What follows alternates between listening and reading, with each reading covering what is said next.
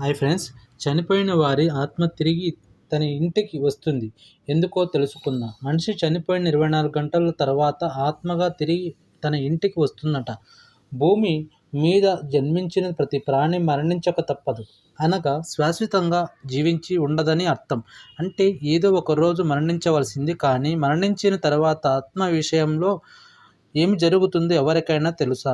మరియు మరణించిన 24 గంటల తర్వాత మరలా తన ఇంటికి ఎందుకొస్తుందో మీకు తెలుసా? గరుడ పురాణంలో వివరంగా చెప్పబడింది. ఒక వ్యక్తి చనిపోయినప్పుడు అతని ఆత్మను తీసుకువెళ్ళటానికి యమదూతలు వస్తారు. అక్కడ అతని యొక్క పాప పుణ్యాల గురించి పరీక్షించబడుతుంది.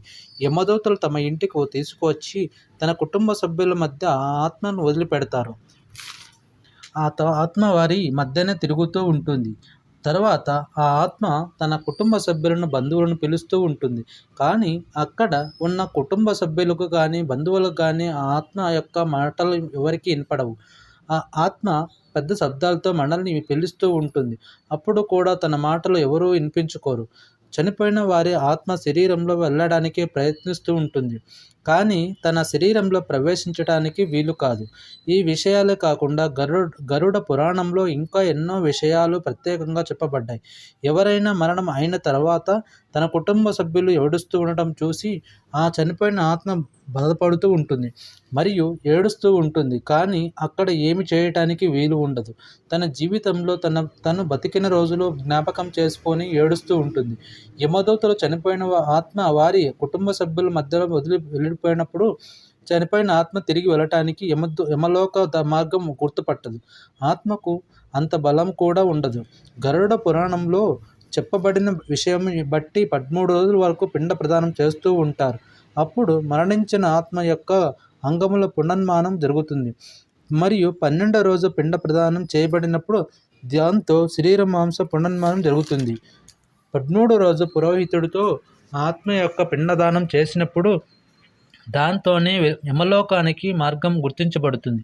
చనిపోయిన ఆత్మకు 13 రోజుల పిండదానం చేయటం ద్వారా యమలోకానికి వెళ్ళటానికి మార్గం దొరుకుతుంది.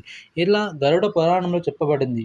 ఎప్పుడైతే ఒక మనిషి మరణం జరుగుతుందో మరణించిన వారి ఆత్మ వారి యొక్క కుటుంబ సభ్యుల మధ్యలోనే 13 రోజుల వరకు తిరుగుతూ ఉంటుంది. మరణించిన వారి యొక్క ఆత్మ యమలోకంలోకి వెళ్ళడానికి 1 సంవత్సరం అనగా 12 నెలలు పడుతుంది.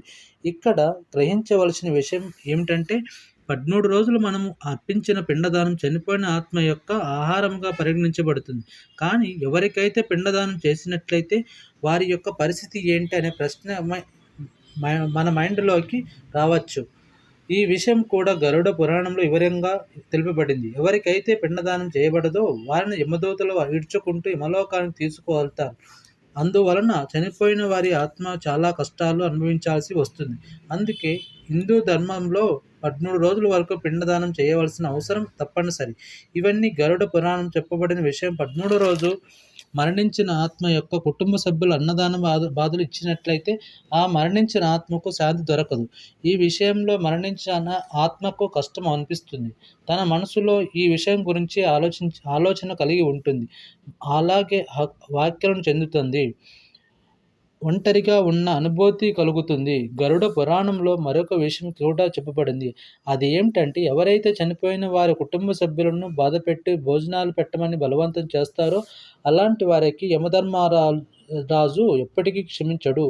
ఇలాంటి వారిని మరణించిన తర్వాత వారికి కష్టాలు పెడతాడు.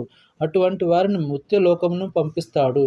దీంతో పాటు మరొక గరుడ పురాణంలో చెప్పబడింది. ఏ మనిషి అయితే తన జీవిత కాలంలో పుణ్యకార్యాలు దాన ధర్మాలు చేస్తాడో ఆ మనిషి యొక్క ఆత్మను చనిపోయిన 13 రోజుల తర్వాత యమదూతలు యమలోకానికి తీసుకెళ్తారు. అలాంటి వారికి మృత్యులోకము నుండి యమలోకానికి వెళ్ళి మార్గంలో ఎలాంటి కష్టము అనుభవించాల్సిన అవసరం ఉండదు. అలాగే ఏ మనిషి అయితే తన జీవిత కాలంలో పాప పనులు చేసి మరణించినట్లు అయితే అతని ఆత్మను చాలా కష్టపెడుతూ హింస పెడుతూ యమలోకంలోకి తీసుకువెళ్తారు. దాంతో వారి ఆత్మ భయంతో వణికిపోతుంది. ఆ ఆత్మని అడుగడుగున అడుగు పెడుతుంది. కానీ వారి పట్టించుకోరు, క్షమించరు. మరణించిన ఆత్మను లోకముకు వెళ్ళినప్పుడు యమధర్మరాజు ఆ ఆత్మను వారిని క్షమించమని అడుగుతుంది. కానీ వారు పట్టించుకోరు, క్షమించరు. మరణించిన ఆత్మ యమలోకముకు వెళ్ళినప్పుడు యమధర్మరాజుతో అతను ఆ స్వర్గంలోకి పంపిస్తాడు. కానీ తమ తమ మనసు చేసిన పాపక్రియలను బట్టి శిక్షను భావించడానికి మరలా నరలోకములకు పంపిస్తాడంట. అయితే మిత్రులారా, చనిపోయిన ఆత్మ తిరిగి 24 గంటల్లో మరలా ఇంటికి ఎందుకు వస్తుందో మీకు అర్థమైందని అనుకుంటున్నాను. Please do subscribe, like, comment.